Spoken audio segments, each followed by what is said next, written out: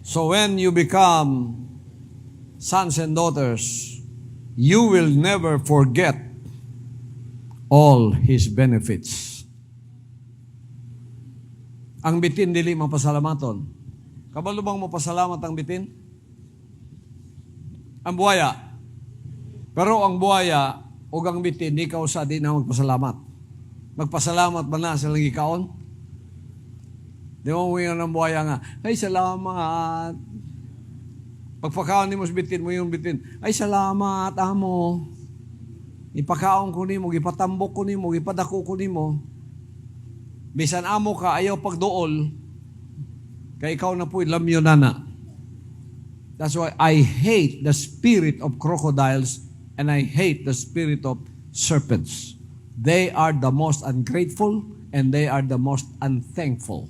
But when you become sons and daughters, every little goodness and kindness from the Father, your heart is full of thankfulness and gratefulness. And you will never, never forget all His benefits. The nation, sons and daughters, are like the appointed son. Thankful every day for what the Lord has done. Yeah. Pagkaanak, pwede nimong biyaan. Nakakumpiyansa ka. Bisan asa nimo sila dalha.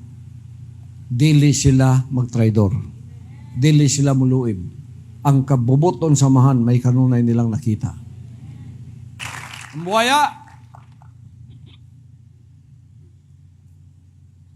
sige lang kaon sa benefits. Sige lang kuha sa panalangin. Pero wag yung gibalik.